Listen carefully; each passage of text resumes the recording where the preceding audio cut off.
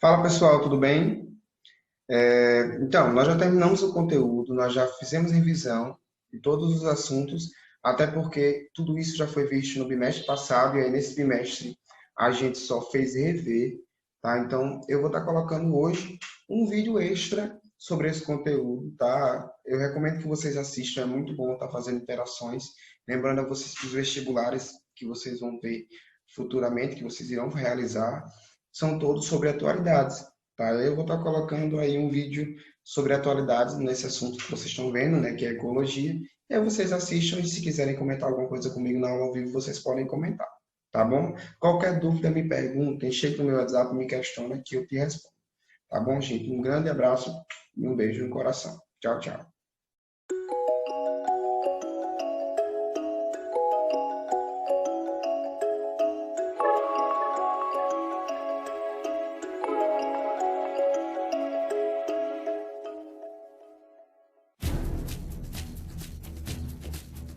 Um mar de gente, carros que se perdem em longas filas, fábricas e indústrias, fumaça para o ar. A máquina urbana não para. A poluição da atmosfera se tornou uma das principais pautas entre ambientalistas e autoridades mundiais que discutem o futuro do planeta. 9 a cada 10 pessoas respiram ar contaminado. O dado é da Organização Mundial da Saúde. A pesquisa divulgada no ano passado revela que 7 milhões de pessoas morrem a cada ano por poluição do ar. O mundo precisa encontrar uma solução rápida para reverter esse cenário. Nós estamos vendo doenças relacionadas, por exemplo, ao cigarro, como bronquite, enfisema, surgindo em pessoas que nunca fumaram. Qual é a explicação? Poluição existente nas cidades. Partículas finas são inaladas e penetram nos pulmões. Se esse ar tem uma competição entre o oxigênio e as descargas dos carros, das fábricas, das queimadas, então a gente vai oferecendo menos oxigênio para a população. A oferta de menos oxigênio para a população acarreta num prejuízo para a função respiratória, para a função circulatória e, enfim, para todo o metabolismo orgânico, todo ele depende do oxigênio para poder funcionar. Air pollution is the single greatest environmental health risk we face. Esse vídeo, divulgado pela Organização das Nações Unidas, detalha o problema. A poluição do ar é o principal risco à saúde dos seres vivos na Terra. Apesar da gravidade, há soluções simples para limpar nosso ar e resfriar nosso planeta. Transporte sustentável, energia limpa, gestão de resíduos. Let's tackle this global health crisis together Atitudes simples que podem ajudar a deixar o ar mais limpo. and ensure a healthy future for all. A descarga dos carros são os elementos que mais poluem na cidade, né? Pensa-se muito em fábricas, mas na verdade a nossa preocupação tem que ser com a excessiva circulação de carros nas cidades brasileiras, e isso está se dando em virtude de não haver uma política voltada para o transporte público. Nesse outro vídeo, crianças voltam da escola em um dia comum. O caminho é marcado por vários obstáculos.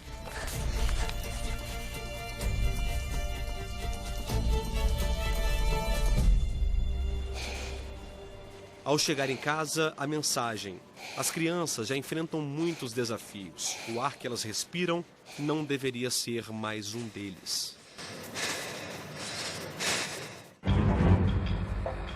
No Brasil, doenças causadas pelo ar contaminado matam cerca de 50 mil pessoas por ano. Falar de poluição é lembrar de São Paulo, por exemplo, onde está a maior frota de veículos do país.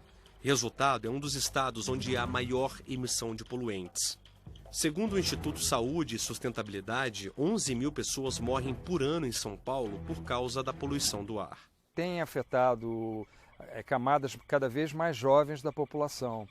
Então, vemos pessoas antigamente morrer, pessoas de mais idade, em virtude dessas doenças crônico-degenerativas, respiratórias e cardiovasculares. E o que temos visto agora é indivíduos mais jovens morrendo mesmo sem terem fumado, provavelmente em virtude da má qualidade do ar respirado nessas cidades. Na área central de Brasília, na rodoviária do Plano Piloto, o Instituto do Meio Ambiente e dos Recursos Hídricos do Distrito Federal, o IBRAM, monitora a qualidade do ar. Um filtro é colocado no equipamento uma vez por semana. No dia seguinte, técnicos do IBRAM analisam o material. O resultado é impressionante. O filtro é colocado no medidor desse jeito que você está vendo agora.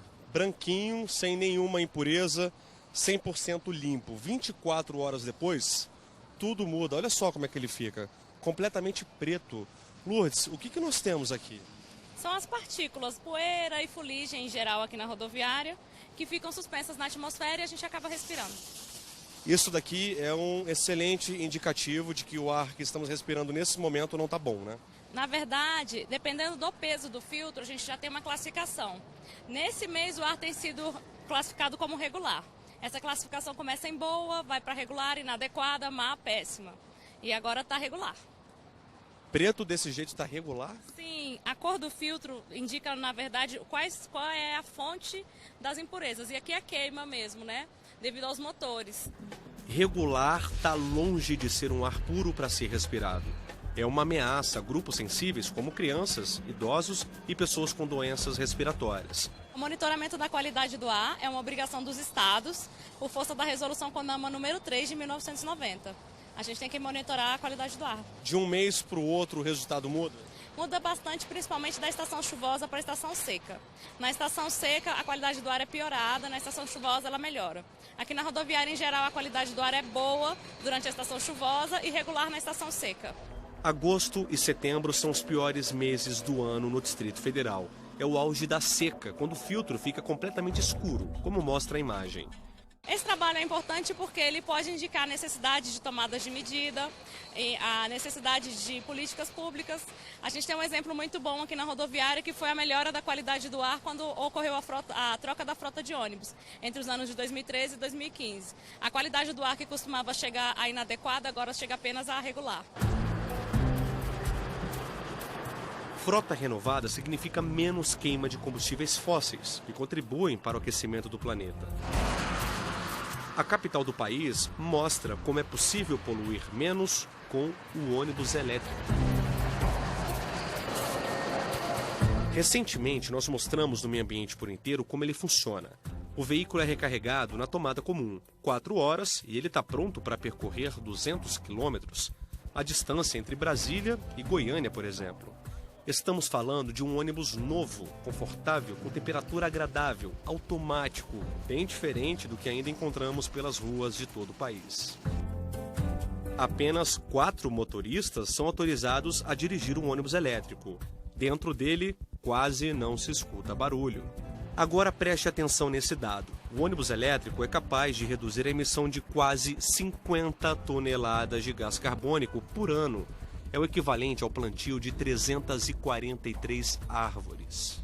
Se esse modelo de transporte público fosse realidade em todos os continentes, talvez o mundo sofresse bem menos as consequências da poluição do ar.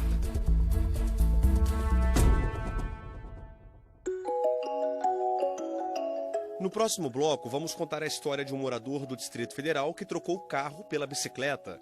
E ainda um grupo de mergulhadores que se reúne para recolher lixo do lago. A gente volta já.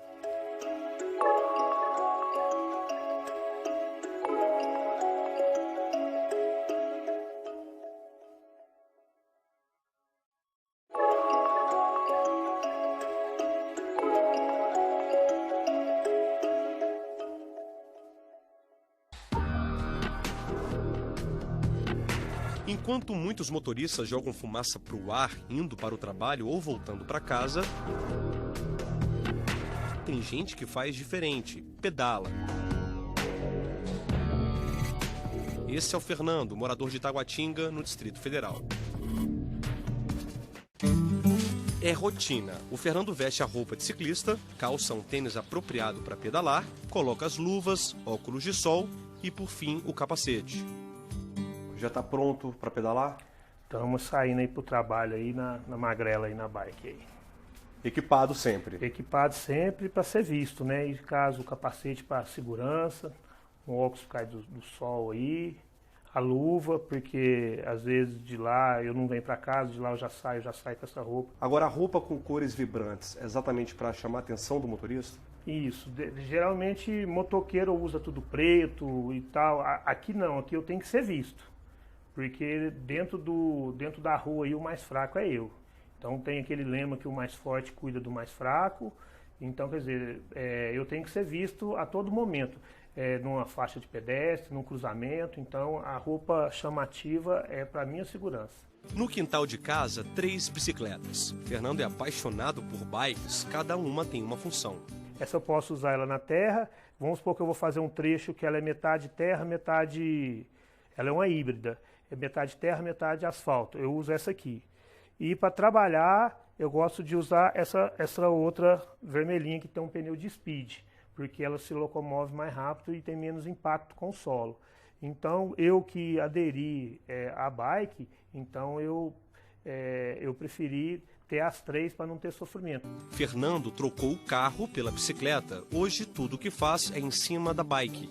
Ele está feliz com a mudança de hábitos. Quanto vale seu carro hoje? Hoje meu carro deve valer aproximadamente uns 6 mil reais. Quanto custa essa bicicleta? Essa aqui é um pouco mais cara que meu carro, né? Em termos assim, como usada, 6.500, mas já gastei mais nela. Vamos pra rua? Bora lá. Vamos pedalar? Bora lá. E lá vai Fernando para mais um dia de trabalho. Subiu na bike, é hora de colocar as pernas para trabalhar. O meio ambiente por inteiro acompanhou o percurso de 20 quilômetros cheio de obstáculos. Hoje a maior dificuldade, Léo, que a gente tem aí são os ônibus. E o trânsito meio apertado, mas hoje os ônibus é a minha maior dificuldade, tanto indo quanto voltando para o trabalho. Você acha que os motoristas não enxergam ainda a bicicleta como meio de transporte? Eles não enxergam, Léo, e nem querem dividir as faixas com a gente. O trânsito é muito perigoso hoje para quem é uma aventura. Hoje você dividir o trânsito com os ônibus e com os carros. Fernando é ciclista há 32 anos. Ele teria tudo para desistir de pedalar porque já foi atropelado 2 vezes a caminho do trabalho. É complicado, porque o medo demora a acabar. Que você vê um barulho, você já vai pedalando, olhando para trás, você não tem mais... Depois de você uma vez sofrer um dano, você não fica mais do mesmo jeito, não. A viagem continua. São quase 30 minutos de pedalada. O único descanso é quando para no sinal. Depois segue entre carros, motos e ônibus. Viagem tranquila, que bom. Missão cumprida. Missão cumprida. Então, a minha rotina diária é essa aí, né? É de manhã vindo, trabalhar e à tarde voltando. Ou às vezes à noite, 9 horas da noite, 21 horas mais ou menos voltando para casa. A minha rotina é essa aí. Fernando investe na saúde, economiza no combustível e ajuda a não poluir ainda mais o ar. Menos um carro, menos poluição, menos acidentes, mais pessoas aderir isso aí, vai ser bom demais, né? Bom no pedal e também na navalha.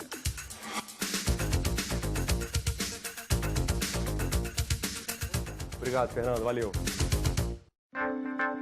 Além da poluição do ar que mostramos até agora, temos que chamar atenção para um outro tipo de fonte de vida que é poluído diariamente, a água. André é consultor para uma ONG ambiental com sede no mundo todo, a WWF, uma organização que atua na conservação, investigação e recuperação da natureza. Ele explica de que forma essa poluição pode acontecer. Temos muito a questão de poluição, não só por resíduos plásticos, papel e vários outros desses resíduos sólidos, temos também toda a contaminação das nossas águas por resíduos também de esgoto, né, de águas cinzas que a gente chama, que vem de esgoto privado. Isso acaba contaminando e gerando também toda uma contaminação dessa água, que é um bem muito precioso para a nossa sociedade hoje em dia. Lago Paranoá, Brasília. Esse cenário representa muito bem a capital do nosso país. A água, o verde, a ponte Juscelino Kubitschek, considerada uma das mais belas do mundo. Para o brasiliense, o Lago Paranoá é sem dúvida o cartão de visita. O que nem todas as pessoas sabem é que embaixo dessa água, que parece limpa, há muita sujeira. Estamos falando de lixo deixado por banhistas. Perfeito seria se esse grupo de amigos se reunisse para mergulhar como hobby, não para recolher lixo. Mais do que mergulhadores, esses homens são voluntários unidos por um objetivo: preservar o lago. Uma entrada rápida na água e a sujeira começa a aparecer. Muita garrafa, principalmente, né? Teve pano também. Garrafa PET, garrafa de refrigerante, garrafa de cerveja. É o que a gente geralmente encontra aqui. Se você entrar no lago 100 vezes para retirar o lixo, 100 vezes você consegue, né? Acho que 101 até. Todas as vezes sempre tem lixo, principalmente na borda, assim a gente sempre encontra. No segundo mergulho encontramos bastante coisa, inclusive esse pneu aí que é o nosso troféu de hoje. Um pneu desse na água, quanto tempo que demoraria, hein, para se decompor? Olha, vai um montão de tempo, não saberia especificamente, mas borracha vai muito tempo. São várias gerações sofrendo esse dano à natureza. Difícil até calcular esse tempo, seriam centenas de anos. Essa é a visão dos mergulhadores. A visibilidade é pouca. Para enxergar melhor, é preciso a ajuda de uma lanterna.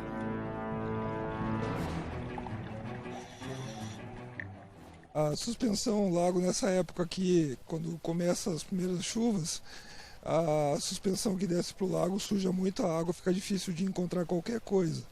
Mas como o lago está muito poluído, deu para tirar tudo isso daí que vocês estão vendo, né? Você já encontrou algum objeto curioso? Já. O que você já encontrou? A gente já encontrou âncora, aliança, toalha, sunga, biquíni, tudo a gente encontra no lago aqui. Relógio, carteira? Relógio, carteira, óculos, dinheiro a gente já encontrou no lago. Então um pouquinho que a gente faça já é bem legal, a gente vai se sentir muito bem. No último clean-up, numa área pequena, nós juntamos 2 toneladas de lixo.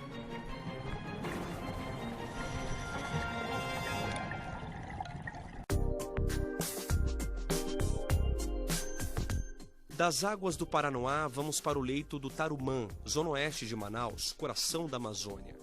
Aqui, outro grupo recolhe lixo do rio. São cerca de 50 voluntários que se dividem na missão em barcos, caiaques e em cima de pranchas. Aos poucos, o lixo aparece. No fim, o resultado impressiona: centenas de quilos. Exemplo que faz a gente repensar nossas atitudes. O lixo que chega aos cursos hídricos contamina tudo que está no ambiente e mata os animais. Hoje em dia no mundo temos ilhas de plástico se formando, que são resíduos gerados no mundo todo, que são nos oceanos que são maiores do que países.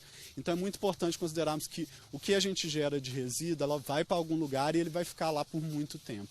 E é esse canudinho aqui. O que tá na minha mão... No próximo bloco, conheça uma adolescente que criou um canudinho de refrigerante usando massa de inhame.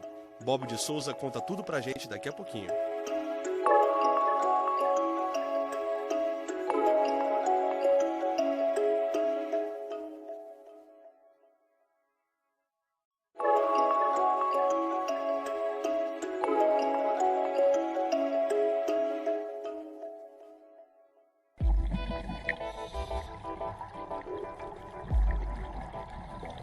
Nos blocos anteriores, vimos situações graves de poluição da água. Conhecemos também um barbeiro que abandonou o carro para pedalar 40 quilômetros por dia, indo e voltando do trabalho no Distrito Federal. Pequenas ações individuais que, somadas, representam o sonho de um planeta mais limpo.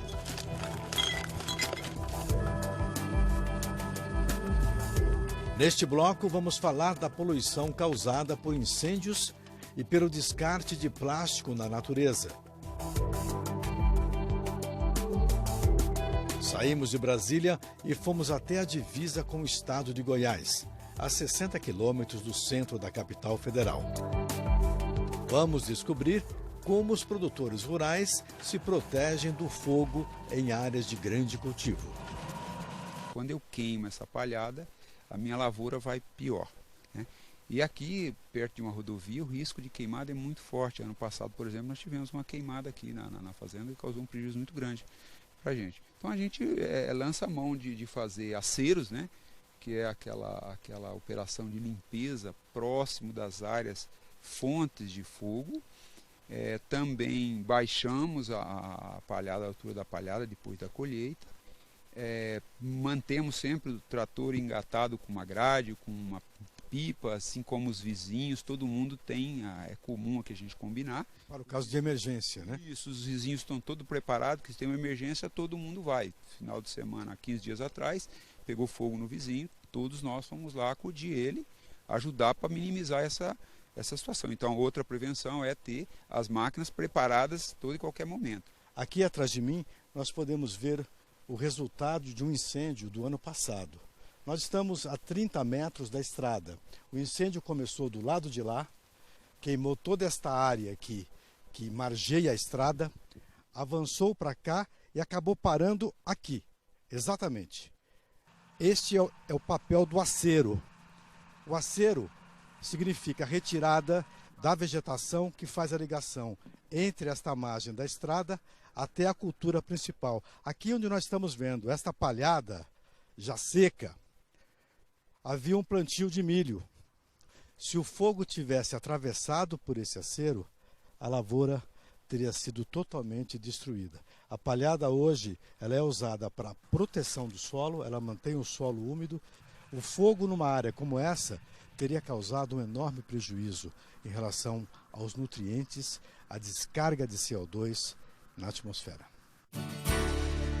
A área total de cultivo é de 500 hectares, cerca de 500 campos de futebol profissional. O produtor é também engenheiro agrônomo. O plantio aqui será diversificado com soja, milho e feijão. O fogo é a principal ameaça para ele e os vizinhos da região de Braslândia. O trator que faz o acero recorta a fazenda pelas beiradas. Aí você se pergunta, mas qual a largura ideal da faixa de vegetação a ser removida? Qualquer distância vale? A resposta é não. Técnicos da empresa de assistência rural, Emater, costumam percorrer as propriedades e assentamentos, ensinando os detalhes para um projeto de defesa contra o fogo, principalmente na época da seca. Conversando com o engenheiro agrônomo Rafael Medeiros, descobrimos que a largura do acero deve ser equivalente a 2 vezes a altura da vegetação do entorno. Por exemplo, essas árvores queimadas medem cerca de 3 metros. O acero foi construído com 6 metros de largura. Por quê? Se a árvore tombar em chamas, ainda haverá 3 metros de terra para isolamento do fogo. O solo que é acometido por um incêndio, uma queimada, ele vai perder boa parte da matéria orgânica disponível em superfície, vai perder alguns nutrientes como enxofre, como micronutrientes, vão ser reduzidos, e como ele perde matéria orgânica, vai também perder uma quantidade considerável de nitrogênio, né? Algum teor de potássio pode aumentar a decorrência das cinzas, mas o benefício desse aumento de potássio é muito inferior ao malefício do incêndio em todos os outros nutrientes que o solo perde.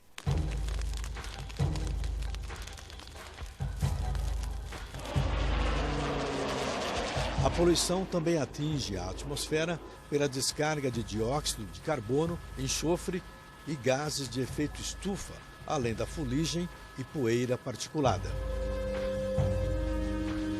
Em quase 100% dos casos, o incêndio é provocado por humanos, nunca é espontâneo. Uma ponta de cigarro é uma ameaça de grandes proporções.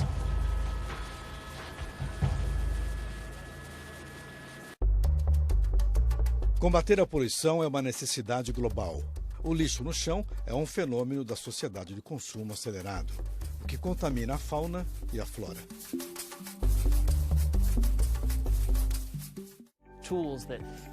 Pensando nisso, o norte-americano Jeff Kirchner criou um aplicativo que registra o lixo encontrado em parques e ruas. Usando a palavra em inglês litter, que significa resíduo sólido ou líquido, Kirchner publicou fotos em rede social com georreferenciamento, ou seja, O lixo pode ser visto no mapa com o endereço certo para seu recolhimento. Agora, os gestores municipais da costa oeste dos Estados Unidos poderão reforçar a coleta do resíduo com mais eficiência. O aplicativo prega um mundo livre. E como diz Krishna, tudo começa com o primeiro gesto. Enquanto uns pegam o lixo para reciclagem, outros inventam canudinhos para refrigerante. Comestíveis, é isso mesmo. E a partir do quê? A partir do inhame. A ideia veio da adolescente Maria Penachim, de 16 anos. Ela desenvolveu um canudo biodegradável no laboratório do Colégio Estadual Culto à Ciência, em Campinas, estado de São Paulo. O projeto vai ser apresentado em uma feira dos Emirados Árabes em setembro de 2019. Além de poder ser descartado na natureza sem causar prejuízos à fauna e à flora, o biocanudo é maleável e até mesmo comestível. Mas como será que a estudante de 16 anos teve a ideia de projeto para este canudo totalmente sustentável? Ela explica que viu uma cena dramática envolvendo uma tartaruga.